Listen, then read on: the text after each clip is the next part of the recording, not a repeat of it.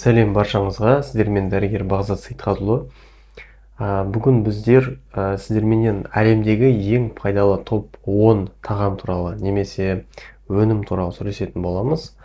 Жалпы не үшін мен бұл видеоны шығардым, иә? Өйткені қазіргі таңда адамдардың көбісі ненің өздерінің денсаулықтарына пайдалы екенін білмейді, және қазіргі адамдардың питаниясы бұрынғыдан қараған кезде қатты өзгеріп кеткен. Сол себепті қазір өте көп аурулар, мысалға аллергия секілді, кожный проблемдер, мысалға аллергияның өзін алып қарайтын болсақ, соңғы 50 жылда мысалға статистика бойынша 40%-ға өсіп кеткен. Оған дейін бұлай қатты болмаған аллергия. Мысалға мен даже есімде жоқ, ата-апаларда аллергия болып жатқанын вообще мен көрмеппін да. Қазіргі таңда көп адамдардың осы аллергия деген сияқты, одан да бөлек қаншама аутоиммунды аурулар бар. Статистика бойынша да аутоиммундық процесстер қазіргі таңда өте қатты көбейіп кеткен. Және жаман ауру статистикасы да салыстырмалы түрде өте қатты неге ұшыраған, өсіп кеткен да. Сол себепті мен осы видеода айтылатын заттарды жалпы ағылшын статьясынан алдым. Мына жаққа фотосын шығарып қоюға тырысамын. Жалпы бұл жерге зерттеу нәтижесінде қандай заттар, қандай продуктілер, қандай тағамдар адам ағзасына ең пайдалы екенін анықталған. Сол себепті видео өте маңызды болады. Соңына дейін қарап, лайк-басып, каналға тіркеліп кетіңіз. Ал мен бастаймын. Ең бірінші продукт бізге өмір сүруімізге таптырмайтын, ол бізде кәдімгі су. Суды сіздер күнделікті түрде 1-2 стаканнан бастап, азаннан бастап кешке дейін негізі тұрақты түрде ішу керексіздер. Сайтта жазылғаны 8-12 чашка, то есть 8-12 осындай стакан суды, таза судың өзін чайдан басқа, кофеден басқа, тағы басқа сіздер ішіп тұру керек екенсіздер. Не себепті дейсіздер ғой? Қараңыздар, мен жалпы жұмыс жасап келе жатқан қанша уақыт болды, мысалы жұмыс жасап келе жатырмын, адамдармен, пациенттермен, мысалы, көп байқайтыным, суды аз ішетін адамдарда суставтармен проблемдер болады. Содан кейін жаңағы ұйқы бездерімен, өт қалтасымен, бауырмен, жалпы ас қорыту жүйесімен көптеген проблемдері шығады екенін түсініп отырмын. Не үшін, мысалға, өт қалтасын алып қарайтын болсаңыз, мысалға, өт қалтасының өзі 70-80% судан тұрады. Не үшін? Қазіргі адамдардың өттері қоюланып кетеді, өйткені олар таза суды көп ішпейді. Жалпы таза вообще суды нормальный количествода қабылдамайды. Сол себепті біздің қанымыз қою және өтіміз қатты қоюланады. Осы бір-ақ заттың өзінен қаншама проблемдер туындайды ас қорыту жүйесіне. Сол себепті ас қорыту жүйесін егер шынықтырғыңыз келсе, орнына келтіргіңіз келсе, таза суды ішуді әдетке айналдырыңыз. Екінші жағдай, жаңағы таза су ішкен кезде сіздер режиммен ішу керексіздер. Систематично азаннан бастап шаймен 1-2 стаканнан ішіп қойып, арасына уақыт салып, жалпы осы хотя бы 1,5 немесе 2 литр суды сіздер ішіп қоюлары керексіздер. Және екінші жағдай, мына қан тамыр жүйесінің, қаныңыз қою болмасын десеңіз, қаныңыз жақсы айналсын дейтін болсаңыз, сонда осы суды ішуді әдетке айналдырыңыз. Екінші жағдай, екінші зат, ол бізде жасыл түсті жапырақтар немесе dark green vegetables деп аталады. Бұл дегеніміз не? Dark green дегеніміз жаңағы темные листовые салаты деп аталады. Орысшадан айтқан кезде және ағылшыншадан ол мынау жасыл түсті жапырақтылар дегеніміз, фотосын шығаруға тырысамын. Брокколи жатады, оған жаңағы неше түрлі капусталардың түрлері көп. Негізі біз ойлаймыз, капуста деген осы бір-ақ виді бар деп, жоқ. Ол капустаның неше түрлі түрлері болады. Рукола жатады, тағы басқа. Лапух жатады, мысалы, лапухта сіздер жесеңіздер болады, ешқандай проблемасы жоқ. Ол наоборот тәтті және пайдалы ағзаға. Жалпы осы жасыл түсті заттар, тағамдар біздің ағзамызды өте қатты восстанавливать етеді. Не үшін дейсіздер ғой? Мысалға, просто естеріңізге салыңыздаршы, мысалға қараңыз, бәрімізде қора бар, көп адамдар мысалға мал ұстайды үйлерінде. Соның өзінде, ат қора болсын, жаңағы малдар болсын, қой болсын, түйе болсын, олар не жейді? Олардың барлықтары жасыл түсті заттарды жейді. Ойлаңызшы, не май жемейді, не біз секілді тұрақты түрде неше түрлі тәтті заттар жемейді, жаңағы ағзаға пайдалы заттар жемейді. Олар сол тек қана өсіп тұрған жаңағы шөптерді жейді сезон кезінде, немесе жаңағы орылған құрғақ шөптерді де жей береді. Ол нені білдіреді? Соның өзіне олар май жаңағы семіреді, өседі, өнеді содан. Ойлаңызшы. Өйткені витаминдер өте көп, барлық түрлі витамин осы шөпте бар.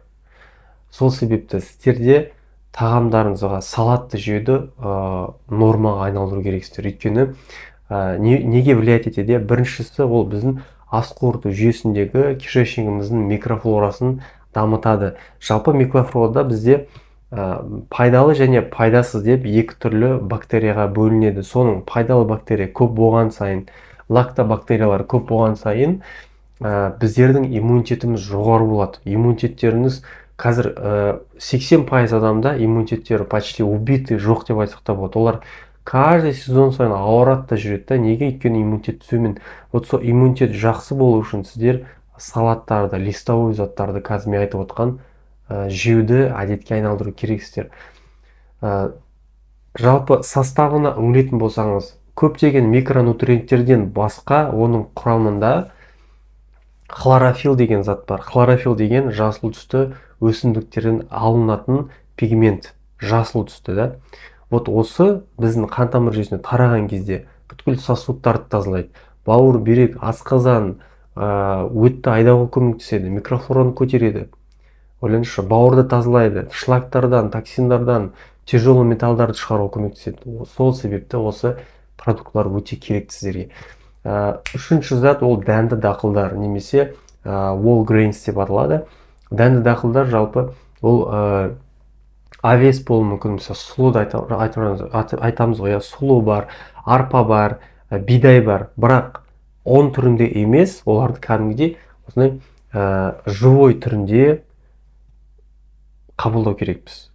Не үшін? Біздің ата-бабаларымыз бұрында мысалға нанды жеген, бірақ ауырмаған. Өйткені олар дәнді, мысалға дәнді біз сияқты заводтарда химия қосып не істелмеген, андай қатты обработка жасамағанда, оны әшейін дермеге салып тартады. Болды, сол тартқан затымен мысалға неше түрлі заттарды пісірген. Осы жерде көптеген пайдалы заттар бар. Өйткені дәнді алып қарайтын болсаңыз, оның сыртында клетчатка бар, ішекті жүргізетін, одан бөлек неше түрлі микроэлементтер, витаминдер өте көп. Сол себепті олар медленный углеводқа жатады. Медленный углевод дегеніміз, ол біздің былай айтқан кезде біздің энергия беріп отыру мақсатында қолданатын продуктілер. Қалай сонда энергия береді дейтін болсаңыз, олар бізде медленный углевод. Жалпы быстрый және медленный углевод деп екіге бөлінеді углеводтар. Быстрысына не жатады? Бүткіл быстрый завтрактар, жаңағы тез дайындалатын заттар, макаронный, оннан жасалатын заттың бәрі быстрый углеводқа жатады. Мысалы, сіз жейсіз, 1-2 сағаттан қарныңыз ашып тұрады, тағы да сондай жегіңіз келіп тұрады тәтті заттарды. Ал медленный углеводтар, овсянка секілді, дәнді дақылдар секілді, олар жеген кезде сіздер қарындарыңыз ашпайды. И ол медленно өз жаймен энергия беріп отырады. Сол себепті осы маңызды да бізге. Төртінші зат ол фасоль мен чечевичка. Чечевичный суп деп жатады ғой, өте пайдалы, өте бай. Оның құрамында, жалпы фасоль және чечевицаның құрамында біздің ағзамызға пайдалы белоктар өте көп. Белоктар өте көп, және бұл біздің мынау бүйрегімізді және де бауырымызды тазалауға көмектесетін өте пайдалы ингредиенттер бар соның составында. Сол себепті осы жаңағы фасоль және чечевица деген заттарды жеп тұру керексіздер. Сол кезде сіздің ағзаңызда питанияңыз жақсарып, кожаңыздың состояниясы, жалпы нерв жүйеңізге де бәріне де өте пайдалы болады. Содан кейін төртінші зат ол бізде, төртінші зат балық. Бесінші зат бізде балық болып саналады. Балық, фиш деп аталады. Не үшін? Өйткені балықтың составында омега-3 деген май бар. Пайдалы майларға жатады. Омега-3 қандай бізге пайдалы дейтін болсаңыз, мен миллион рет уже осы каналда айттым пайдасын, тағы да статьяларды жалпы прям өте көп статьялар бар жалпы осы темасында. Соның біреусін шығарып қоюға тырысамын. Жазылғаны омега-3 біздің миымызға, бауырымызға, қан тамыр жүйесіне өте пайдалы заттар. Егерде ауру болғыңыз келмейтін болса, жалпы балықты жеп тұру керексіздер, өйткені оның құрамында омега-3 бар. Омега-3 дегеніміз өте қатты сіздердің ағзаларыңыздағы иммунитеттеріңізді көтеруге, қан тамыр жүйесін тазалауға, бауыр бүйрегіңізді тазалауға өте жақсы көмектесетін зат. Сол себепті омега-3-ді сіздер қолданып тұру керексіздер. Алтыншы зат бізде жеміс жидектер. Оған клубника жатады, жаңағы киви, тағы басқа не бар тағы. Цитрусовый заттарды жесеңіздер өте пайдалы болады. Жеміс жидектер, клёква, голубика, черника, ягоды деп жатады ғой. Осының барлығы өте қатты пайдалы. Не үшін? Өйткені құрамында антиоксиданттар бар. Антиоксиданттар көп болған сайын сіздің клеткаларыңыз жаңарады. Түсінесіз ба? Антиоксидант деген біздің клеткамызды жаңартып отыратын бір пайдалы радикал болып табылады. Сол себепті осы антиоксидант көп болған сайын сіздер ерте қартаюдан тыйыласыздар. То есть ерте қартаймайсыздар да. Не үшін қазір біздің адамдар өте қатты қартайып кетеді, тез қартайды. Мысалға 50 жастағы адам, мысалға мен өзім салыстырып қараймын, мысалға Белоруссия адамдарымен сөйлесеміз, біздер жаңағы неміз бар да, коллегаларымыз бар жаңағы СНГ бойынша Белоруссияда, мысалға 50 жастағы адамдарын алып қарайтын болсақ, біздің 50 жастағы адамдармен СНГ-да салыстыратын болсаңыз, кәдімгідей айырмашылық өте қатты. Не үшін? Өйткені антиоксиданттарды көп желінеді да. Мысалға қайсымыз клубника жеп жатамыз, болмаса малина жейміз постоянно. Бізде өте аз жейді да ол продукттарды. Ол жақта мысалға болмаса шетелдерде адамдар скупать етеді. Именно сол плантациямен өте қатты байыған біздің Қазақстанда практически ештеме өндірмейді ғой. Сол жағынан өте қатты проблема да. Даже картаны алып қарайтын болсаңыз да, проблема прямо именно егістікпен бізде өте қатты проблемалар бар. Мысалға шетелге, Европаны немесе Американы алып қарайтын болсаңыз, именно ягоды, голубика, жаңағы мен айтып отқан жеміс жидектің барлық түрлерін өндіріп, олар сатады да сонымен ақша жасайды. Сонымен қатар адамдардың денсаулықтары да жақсарады. Өйткені жеміс жидек бізге антиоксиданттар береді. Ол өте қажетті зат. Сол себепті жеміс жидекті жеп тұруларыңыз керек. Бір уыс, екі уыстың өзі сіздердің біраз айдағы жаңағы нутриенттердің бәрін толықтырып бере алады. Содан кейін жетінші зат бізде асқабақ. Асқабақ құрамында витамин С өте қатты көп. Витамин С. Содан кейін паразитті өлтіретін составында заттар бар. То есть құрттарға, глисталарға асқабақ ұнамайды. Асқабақ дәндері де ұнамайды оларға.